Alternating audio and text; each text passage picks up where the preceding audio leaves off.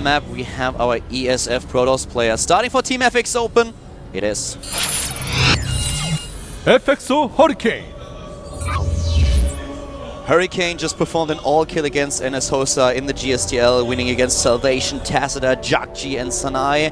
Now he's playing in the individual league against his opponent to the top right. Dropping down from Codes, we have Samsung Shine.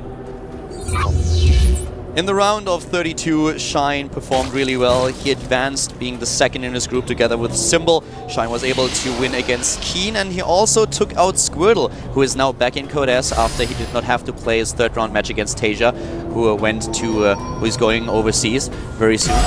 And right now we have Shine trying to sneak in with a probe. A little bit of a detour here. Yeah, he took a little bit of a weird path. And he will get to the main base now. Looks like he was considering doing something, but didn't go for the Forge, so he's just going to go Nexus first here and force Shine actually to go Pool first, as you can see as well. Looks like Shine was considering going Hatch first. You know what I actually think would happen here? I think that Hurricane tried to dodge a very, very popular scouting pattern with the Overlord. And the one thing that you always look out for as a Zerg player is if your opponent sends out a probe. If you don't see a probe in your main base or coming up your ramp, you are very likely to drop that hatch first. And as you already said, it looked like Shine wanted to do it. And in that case, Hurricane could have moved in with a probe and went for a cannon. Yeah, absolutely so. So I think that was the thought process here, trying to hide the probe for as long as possible, but then he saw it with the drone, and therefore we don't see a cannon attack here, but instead a Nexus first for the FXO Protoss. And in this case, the probe does not make a pylon. He just sticks around until the last second. He goes for the faster Forge. Pool is finished as he can come in here and scout. He wants to see if there's any gases. As there's not, he knows that he can very easily expand here and he's not going to have to worry about any sort of early speed pressure. Yeah, with Shine, we now would expect to see a third base very early in the game, roughly at 4:20, because we have that, not that gateway opening, we have a Forge opening for Hurricane, and therefore Shine knows that he can take his normal base. You know, Hurricane's hiding that probe over there, and this is going to be really cool because with this, you know, he knew there was no Overlord in the natural. He checked that when his probe was flying around. Then he knew that nothing was going in between the bases, so when he left the main base and the hatchery wasn't done, didn't have enough vision, he knew he could actually get away with this. So he's going to either get a great scout a few minutes later, or he could even try to make a pylon and do something with this. We've seen this in the past several times where a player manages to hide a probe in his opponent's main base, it goes unscouted, and then you have these two options. You can either go for a later scout and see exactly what the Zerg player does, or you can just hide it in the corner, and when you realize, well, nothing's happening, he doesn't scout me, there's no Overlord, you can drop that pylon, and then suddenly everything goes just south for the Zerg player, who has to deal with the Zealots that are moving into a spot where he doesn't expect it at all. Yeah, definitely so. I mean, you know, his core is going down. We'll find out what he wants to do with this probe soon enough. He's probably just going to use it for a scout because that's the safest thing to do. But, you know, Hurricane in the past has shown resourcefulness. You know, he takes opportunities and runs with them. Yeah, I think what's going to happen here is that he leaves the probe in this position for as long as possible. As soon as it's detected, he will try to get into the main base to get those scouting information.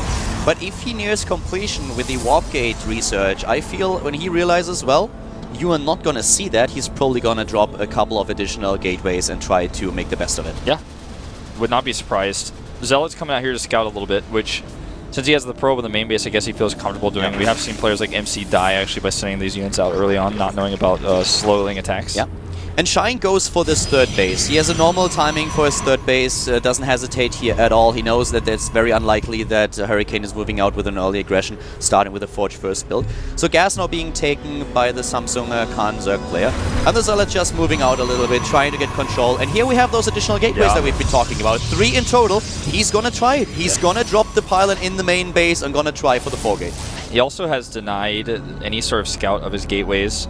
He hasn't taken the gases, now he takes them, but this is one thing that Shine was able to see is those gases seem a little bit late. He's starting a few Zerglings right now, not, you know, anything crazy, nothing overreacting. He's going up to 8 Zerglings, but he's going to need a lot more than that, and it all depends on how much larva he has when the attack comes. He just used a bunch of larva for drones. Yeah, the big problem really is that with the scouting pattern that we've seen out of Shine, he doesn't expect this. He has scouted everywhere where we normally see the pylon. He has units at the front to see when there is a probe moving out, and he didn't see anything, so he assumes there's nothing that can damage him in any way. And warp gate research is close to finishing, so the probe's still not active, and we will soon see this pylon. Yeah, he'll probably make 2 just to be safe. Lair is started, Mothership Core on the way as well. And he chrono boosts that warp gate research. The probe still not making a pylon just yet. Yeah. Macro hatch goes down, as well as a Roach Warren and Evolution Chamber. Also waiting for the +1 attack upgrade, of course, that we currently see halfway completed. Now we have the Roach Warren coming in at 750, and also the first Evolution Chamber. Speed is on his way, so far without it, taking a third base here, and there's the pylon. And you know what? If he does this correctly, he can actually warp in 2 rounds of units or so before he even shows the units at his pylon. Especially since he's now scouted. Ah, the sentry being taken out here. Great reaction by Shine. Having a quick look at what is being warped in here. And now the gateways are ready. Yep, they're ready. +1 getting closer. He just used that warp in at his third base, so he has to wait a few more seconds. But +1 will line up perfectly with this attack. This is so good for Hurricane. I hope that he waits, and it looks like the way he's put these Zealots in, he is going to wait.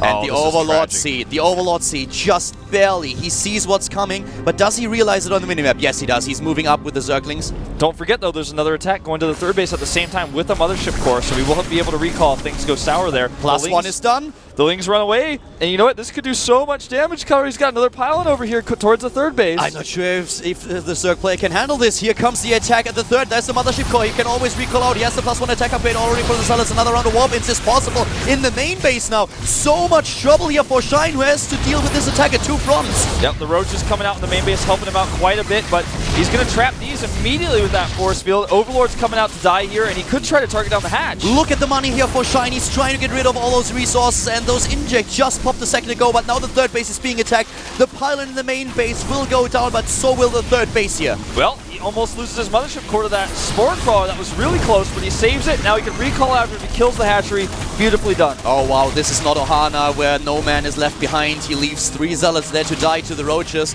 Have been a little bit too cheeky, but that attack was, of course, beautiful and so well executed. Yeah, killing the hatchery is huge. It's really important that Shine had that macro hatchery, because without it, this would have been much more difficult. But remember, during all this, Hurricane has a third base. This was not all in. This was not even as huge of an investment as it would have been without that pylon in the main. Oh yeah, he traded really well in the main base. With the +1 attack upgrade, the Zerglings alone couldn't do anything. He has to block though. Oh, great force field! That is the perfect force field donut. This is beautiful, trapping everything. And, you know, he burrows, but there's a cannon, so it doesn't matter. But these Roaches might be a big problem. The Roaches are moving in, but he has 1 Immortal. He has to shield the Immortal and get close enough to deal out damage, and he does it. Another beautiful donut here. He's trapping so many units. This is excellent play by Hurricane. Those force fields were so good. I don't think that there could have been better force fields in that situation. He made the best of it. His force fields during his attack as well against the Queens using the hatchery, he was very energy efficient. And that's part of the reason why he had so many force fields left when he came back after the recall. Yeah, I've seen force fields like this executed by players like Squirtle and Seed when he was in his prime, but this was just really, really well done. And now the Zerg in so much trouble, rebuilding that third base, trying to go for a Spire transition. But the third base is there. He has nothing at this third to defend though. He has to warp in a few more units. Those cannons won't be enough. He warps in 2 Stalkers to buy time. He knows he's basically giving them away for free, but he has to do something. He doesn't want to lose his probes. And the cannon just buys barely enough time for the rest of the army to arrive. The Mothership Core is here. He can use the overcharge if he wants to, and he does it. Tia is on his way, he's moving in, and now there's the burrow. He needs to get some detection, and the Observer is already on its way. These Lings will probably get in here. He does not have a warp in ready.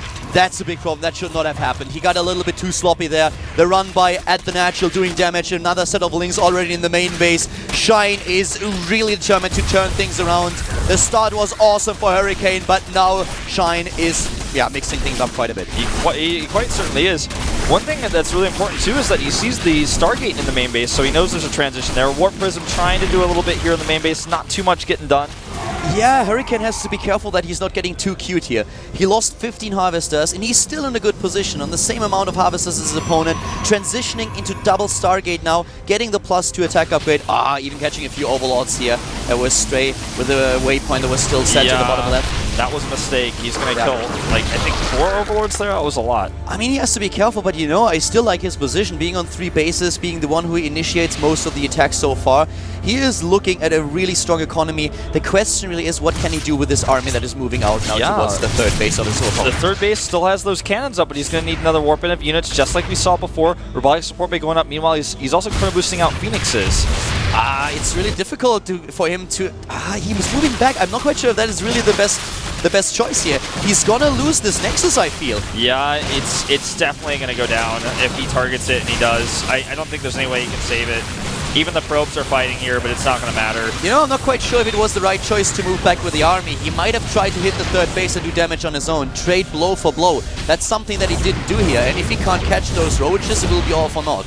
Yeah, and you know, he almost had enough energy for recall, so he could have moved out, and then as soon as he got to the third base, recalled back, perhaps. Phoenixes are being produced, and he needs them against all those Mutalisks, but the Mutalisks will hit the main base before there are enough Phoenixes to deal with them. And don't forget about +3 is on the way, so he does have really good upgrades, but dealing with these Mutas, like you said, going to be the biggest problem, and he's supply blocked right now. He's chrono boosting Phoenixes, but they're not coming out until the probes die. Hurricane with a great start into the game, but right now it is the Zerg player who calls the shots. He's trying to take down the Atosis pylon, and he's able to pull it off, everything unpowered. Everything, including the Stargates. This is a big problem. He's losing the Phoenix hit points there, almost loses the entire Phoenix.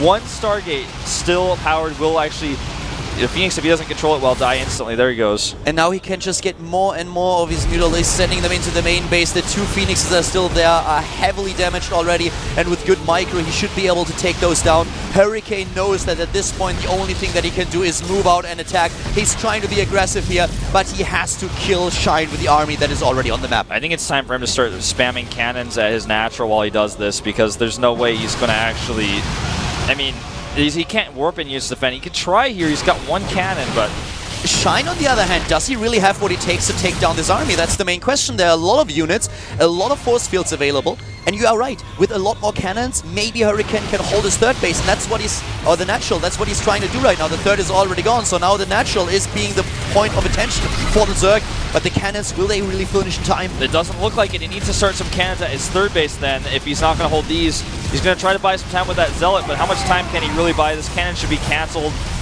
Yeah, the Zealot's doing a decent amount of damage, but the problem really is that against those Mutalisks, they are not enough, and the cannons are already down. Yes, the main base of Shine is gonna fall as well. The space trade that we have is so close, but there are not enough cannons at any structure for the Protoss player. Yeah, it's true. He's only got a few cannons over here, and more Warpins going down at this Warp Prism.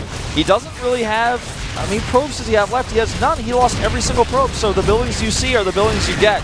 This is an elimination race, and the Zerg player has a much more mobile force than his opponent. The Stalkers and the Immortals still alive, but And structure after structure is being attacked. He can still recall, though. Yeah, until that Nexus is dead, which it's getting very close to being. This is his last chance. Does he recall some of his units back? He has to make a choice in just a few He seconds. should recall, and he does. Recalls. Oh, no! Oh, at the natural. Okay. Oh. Still For a moment there, I thought all of his units were just going to disappear.